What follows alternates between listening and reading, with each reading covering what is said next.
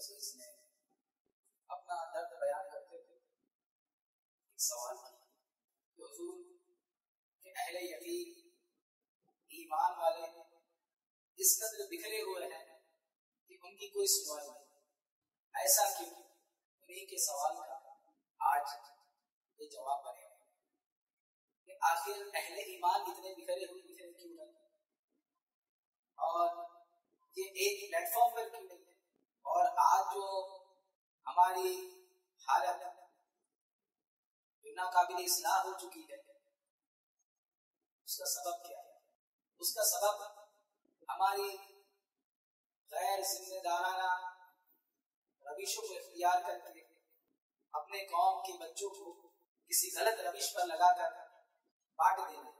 ایک باپ اپنے بچے کو تہذیب سکھاتا، لیکن ایک بچہ ایک دن پڑوسی کو گالی دے کر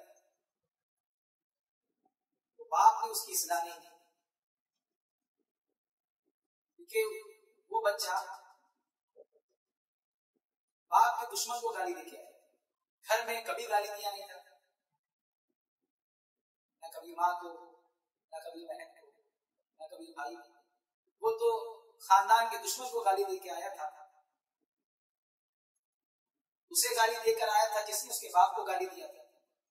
تو باپ نے اپنے بچے کو ڈانٹا نہیں بلکہ اس کی پیٹھ تھپتھپائی۔ بیٹا ڈرنے کی ضرورت نہیں ہے، ان سے خوف نہیں کھانے کا، کوئی بات رہے گی تو مجھ کو بتا دیں۔ وہ باپ نے اپنے بیٹے کی اصلاح نہیں کی، چلتے چلتے وہ بچہ جو ہے جوان ہو گیا، باپ کے شانے سے اس کا شانہ ملنے لگا،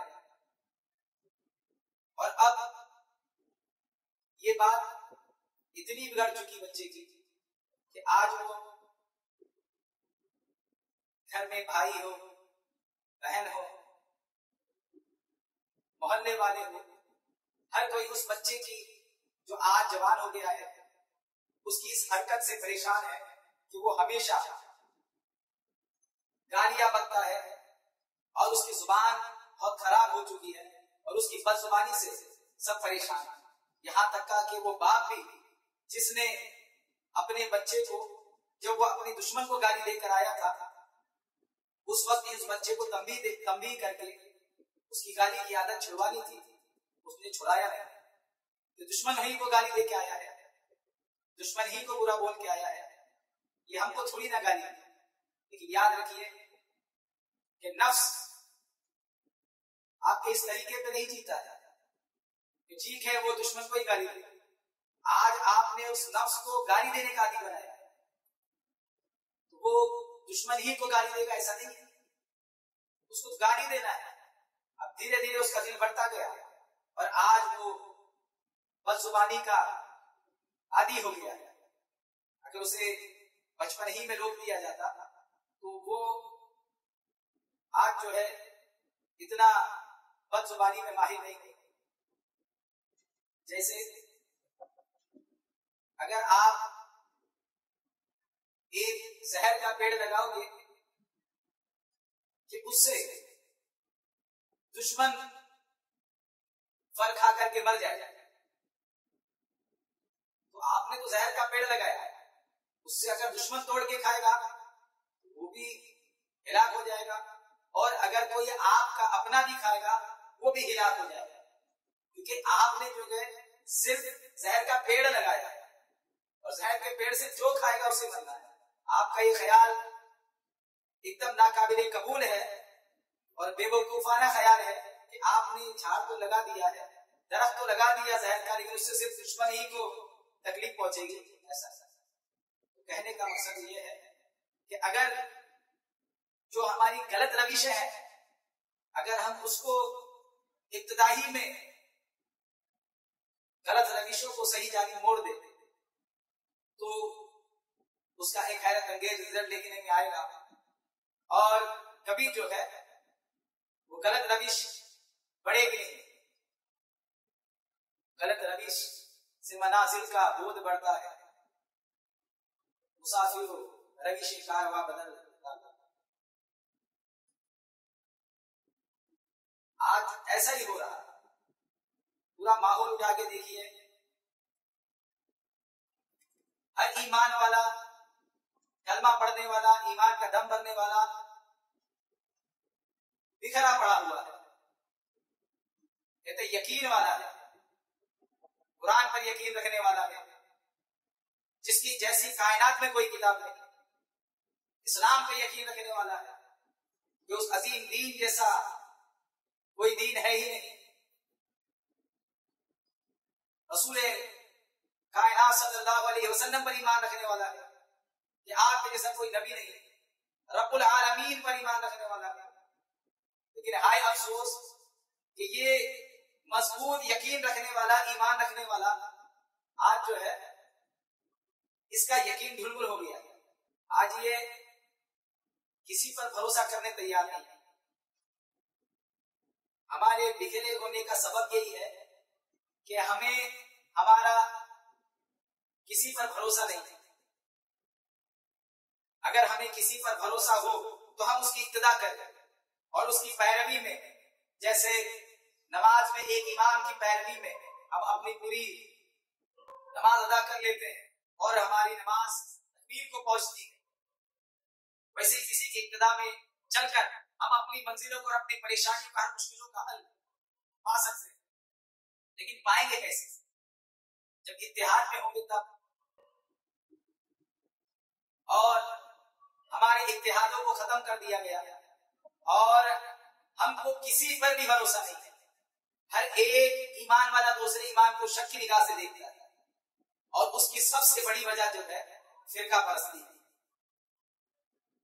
آج جو کلمہ پڑھنے والے، کلمے کا دم بھرنے والے اپنے آپ کو فرقوں میں اپنے آپ کو بانٹ لیے ہیں. ہر ایک جو ہے اپنے فرقے کی زیبائش میں لگا ہوا ہے، اس کی تقویت میں لگا ہوا ہے اور پورا کام اپنے فرقے پر کر رہا ہے. اور ہر دوسرے فرقے والے کو ناقابل بھروسہ، ناقابل اعتماد ثابت کرنے کے لیے ایڑی چوٹی کا زور لگا دیا. یہ بات تو حق ہے کہ جو ناحق ہے اسے ناحق کہا جائے، لیکن یہ جو ہم زور لگانے کا طریقہ ہے، بجائے اس کے کہ ہم ناقابل اعتماد بنائیں، بجائے اس کے ہم کو حق اجاگر کرنا چاہتے ہیں، بجائے اس کے کہ ہم اندھیرے کو بھگائیں، ہم کو جو ہے شمع جلا کر روشنی کرنا چاہتے ہیں. لیکن ہم نے غلط روش اختیار کر لی. حق کی شمع روشن کیجئے، خود بخود ساری چیزیں عیاں ہو جائیں گی. لیکن پتہ نہیں یہ کون سا طریقہ کار ہے کہ ہم نے ظلمت کو دور کرنے کے لیے دوسری ظلمت کا سہارا لیا. لوگ یہاں تک کہ ہم نے ناحق پر بھروسہ نہیں کرنے کے چکر میں پوری امت کو شک میں مبتلا کر دیا. اب یہ دور ایسا آ گیا ہے کہ ایک آدمی کو دوسرے آدمی پر بھروسہ نہیں، کسی کو کسی پہ بھروسہ نہیں ہے. اور یہی وجہ ہے کہ آپ کا کوئی ایک واحد عظیم رہنما نہیں ہے کہ جس کی ماتحت آپ چل کر کے منزل مقصود تک پہنچو. اور ہم اسی وجہ سے بکھرے ہوئے. اور کیوں نہ بکھرے؟ کیونکہ ہم کو تو ہمارا رب کریم کیا حکم دیتا ہے؟ رب کریم تو ہم کو حکم دے رہا ہے وَاعْتَصِمُوا بِحَبْلِ اللَّهِ جَمِيعًا، کہ تمام کے تمام لوگ اللہ کی رسی کو مضبوطی سے تھام لو، ایک ہو جاؤ، ایک ساتھ رہو. کون ہے اللہ کی رسی؟